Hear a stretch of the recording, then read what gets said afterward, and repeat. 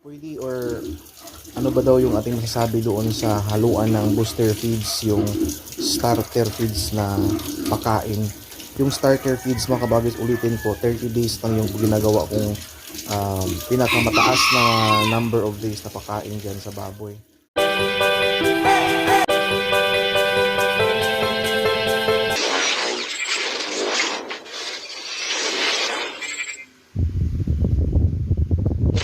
Welcome back to my YouTube channel. Magandang hapon sa lahat. Nagpapaligo tayo. Paliguan natin palagi yung baboy mga kabagis, lalo na Kwaresma.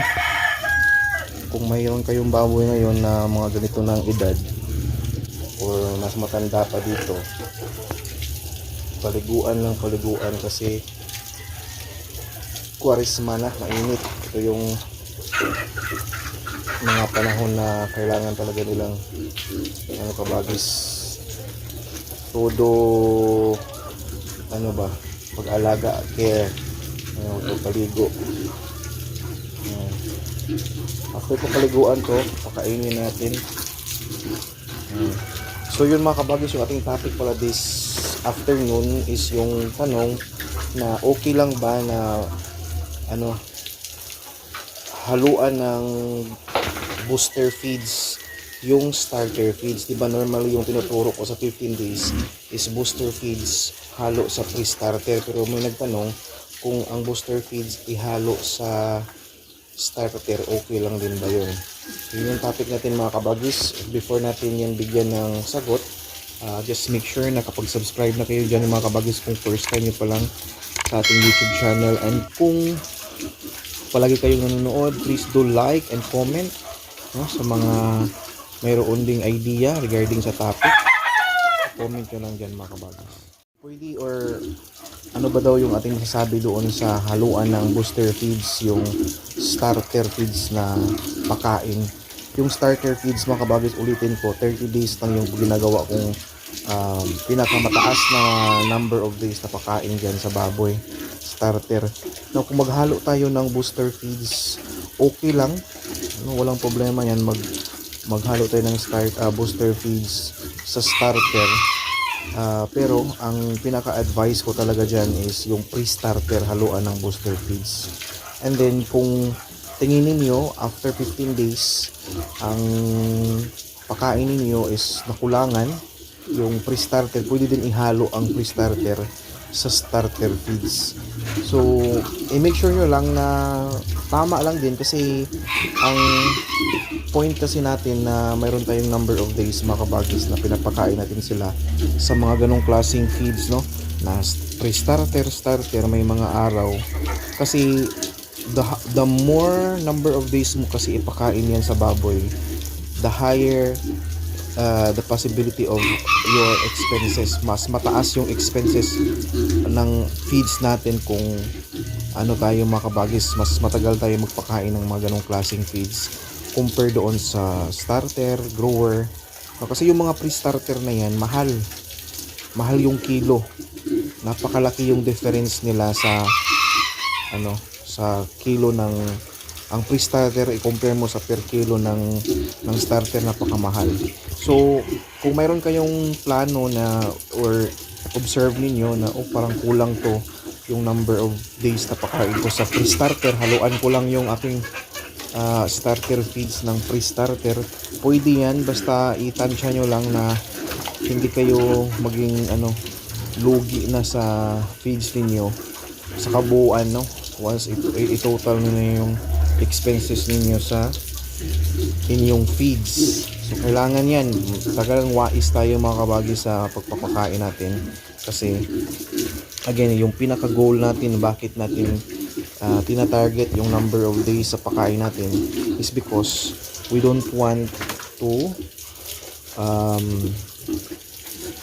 extend yung number of days na yon, kasi dagdag expenses or dagdag gastos yon sa atin na nag-alaga ng baboy. The same lang din naman yung resulta, so kaya ini-emphasize ko yan na 15 days yung pre-starter with booster feeds, and then 30 days yung starter natin, and after that grower na.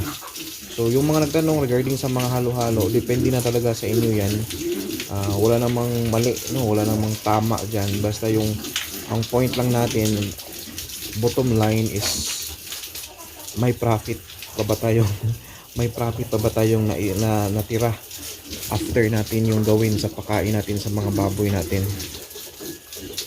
Yung iba pa rin nagtatanong regarding sa once mag-grower na katulad nito, grower stage na pwede bang haluan ng hammered corn yung grower feeds natin, pwede bang haluan ng mga like tahop sa Bisaya, yung sa amin yung parang pulbo or powderized na something na ihalo mo sa feeds mo. Pwede yan mga kabagis, for as long as makatipid tayo sa feeds. I-make sure lang din natin na the same pa rin yung result, no, ng timbang, ng laki ng baboy. So kung ma-maintain natin na ganun, malaki pa rin yung baboy, mabigat pa rin kahit may halo, then go for it, kasi the more mo siya haluan ng mga ganyan, the higher the possibility na mas makonti yung gastos natin sa ating feeds. So yun, at huwag kalimutan mga kabagis yung mga pa-snacks natin na kangkong or anything na pwede nilang makain like Madre de Agua. Kaya magbigay ako ng Madre de Agua. Agua, ang laki na dito, oh. Hindi na nakuna ng dahon to.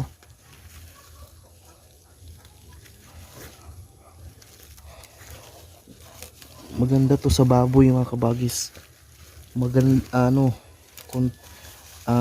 Protina.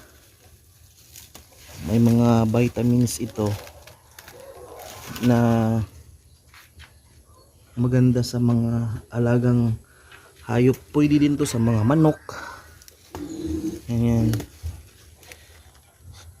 Sa baboy, sa kahit mga kambing, makinakain to ng kambing.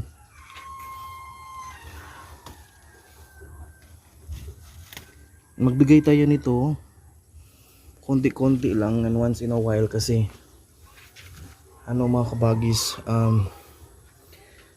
tawag nito, may times din kapag masubrahan kasi yung baboy na hindi nasanay, magka-problema sila sa basang dumi, na observe ko. Pero kaya nga ang ginagawa ko dito konti lang, tsaka hindi araw-araw papakain ko dito mga kabagis.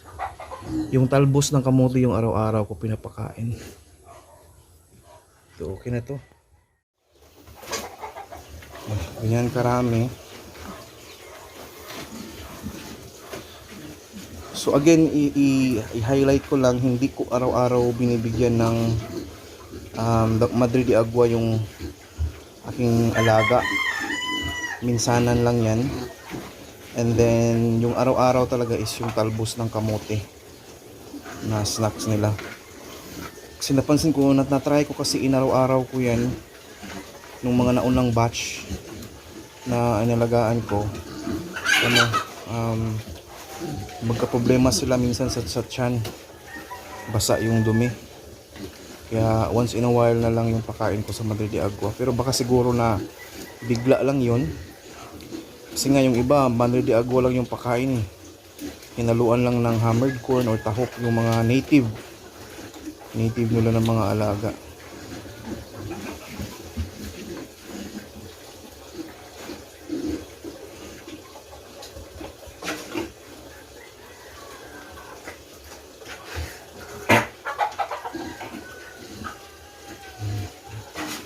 Bilaukan na yung isa. Yung ginagawa natin na magbi-mix tayo ng mga feeds, again yung take ko dyan, yung side ko dyan is okay lang once makita natin na, for example, i-grower stage na dapat natin sila, and then tingin natin parang hindi pa na-achieve yung tamang timbang, tamang laki, then you can definitely mix with starter pa rin or pre-starter. Depende na talaga yan sa diskarte mo mga kabagis, yung kailan ka mag-mix, at saka yung panahon na yon dapat i-make sure mo rin na hindi marami yung panahon or araw na nag-mix ka ng mga ganong feeds, kasi mas mahal yun ang per kilo, napakalaki yung difference. So yun yung pinaka ko rin dun anong tawag nun, yung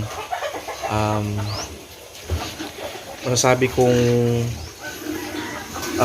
pinaka-rason ko na kung bakit hindi ko siya ginagawa na mag-mix ako ng grower tapos mixan ko siya ng starter or pre-starter kasi nga mahal. So kung grower talaga, and i-make sure natin na sa mga panahon na yun na nag-grower natin sila, we have to make sure na na-achieve natin talaga yung laki. Tingnan mo, grower na, napakalaki na talaga, at saka yung timbang, no? So yun yung ating mini-make sure at kino-consider once mag-transition tayo ng mga feeds. And again, pwede yan gawin, basta itansya nyo lang na hindi na kayo lugi sa feeds nyan.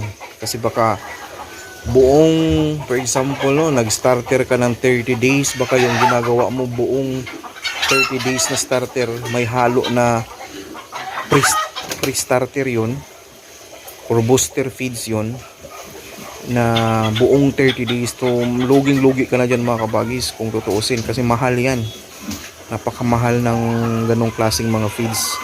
And as much as possible, iiwasan natin na mas mahaba yung pagkain natin sa mga ganong feeds kasi mahal siya at hindi siya makatulong sa atin to come up with a number or good profit pagka mabenta na natin sila. So yun lang siguro, no? Thank you so much mga kabagis. Huwag kalimutan po na i-like, i-comment at mag-subscribe po kayo kung hindi pa kayo nakapag-subscribe sa ating YouTube channel. And thank you.